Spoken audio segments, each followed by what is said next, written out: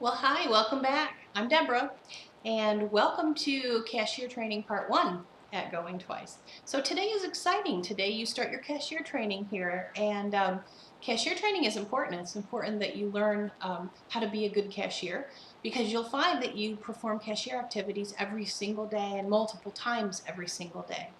But it's also really important because it's quite possible that when you cashier, that experience with the customer is going to be the very last impression we leave the customer with before they leave the store.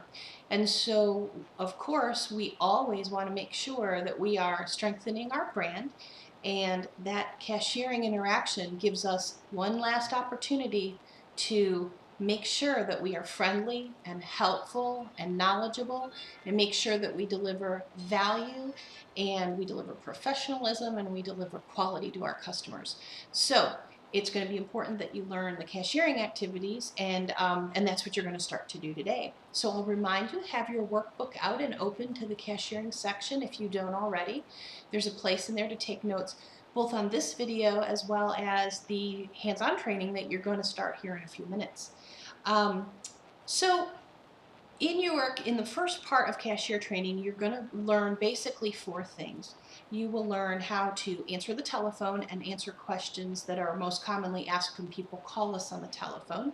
You're going to learn how to tender sales to cash, credit card, and check forms of tender.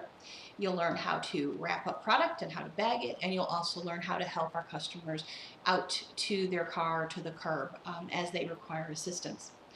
To get you ready to learn the basics of cashiering, I wanted to give you 2 points of instruction in this video. The first is I'd like to teach you how to sign in and out of our point of sale system called Consign Pro. That's the software that we use. But both learning how to sign in and out as yourself and how to sign in and out as a trainee, since for the next couple of days you'll be in training and you'll need to know how to do that. The second thing that I want to do to get you ready to be successful through your training is to give you a high-level tour of the Consign Pro system, so that you know what to expect when you walk up to the register and where to find some of the basic functions. So let's get started. First, I want to show you how to sign in and out of Consign Pro. What you see on your screen here behind me is what you will see when you walk up to one of the cash registers at the front counter. So every time you walk up, you'll see this screen. It's called Consign Pro. That's our point of sale system. We think that it's pretty intuitive and pretty user friendly. It's not perfect, but it's good enough for us, and it's pretty close. So when you walk up, ordinarily what you will see is a sign-in window that looks like this, that asks you for your name and your password. So real simply, to sign in as yourself, you are going to use the drop-down arrow next to the name field and select your name. We're going to pretend you're Jane. You see Jane goes into that window. And then you'll enter the 5-digit password that your trainer has assigned you. It's the same 5-digit password you use to clock in and out with. So those two match up. And when you put in your 5-digit password, you just hit OK. Now what happens when you do that, you'll see this at the bottom of the screen here, is that when you are successfully signed in, your name is going to appear at the bottom of the computer screen, so you know you're signed in.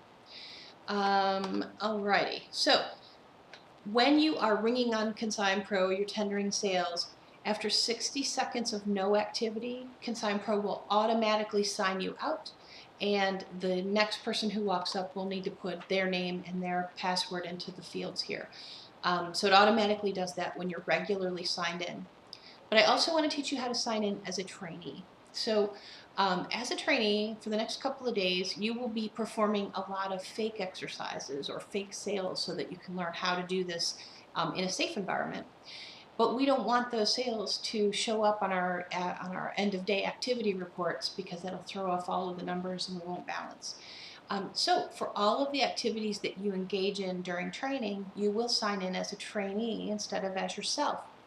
In order to do that, all you'll do is you'll use that drop-down window next to the name button, and you'll select your name. Again, we're going to pretend you're Jane. And instead of putting in your 5-digit password, you'll use the password TRAIN1, T-R-A-I-N, and the number 1, and you'll hit OK. And what that does, you can see at the bottom of the screen, instead of being signed in as Jane, I am signed in as training. So this means that anything that you do on the computer in training mode will not be captured by the computer on the end of day activity. The only caveat is that when you're in training mode, because it assumes that you're learning a lot of different things, it will not log you out automatically after 60 seconds. In fact, it will not log you out at all.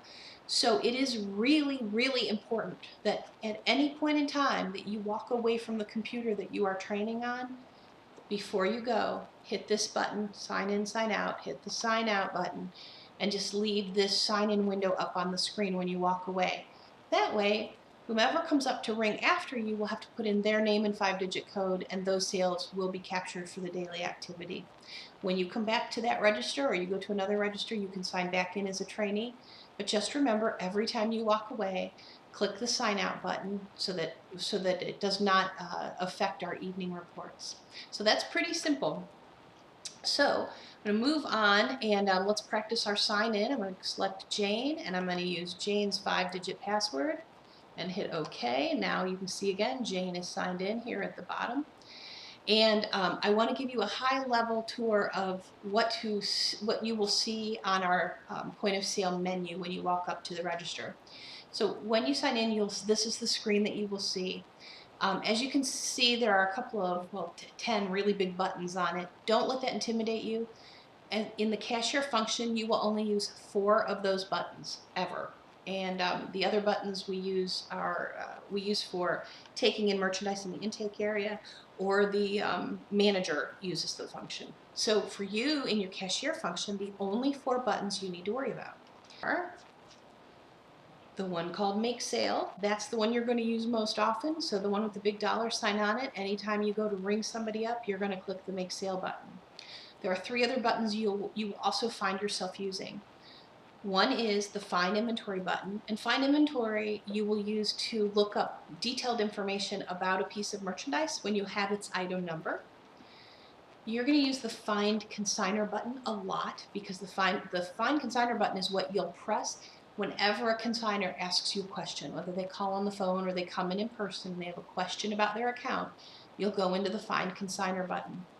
And lastly, you will use the Check Invoice button. And the Check Invoice button is one that allows you to go into a receipt of a transaction that's already happened. You can go back into that receipt and reprint the receipt or change a form of tender. And we'll talk more about that later.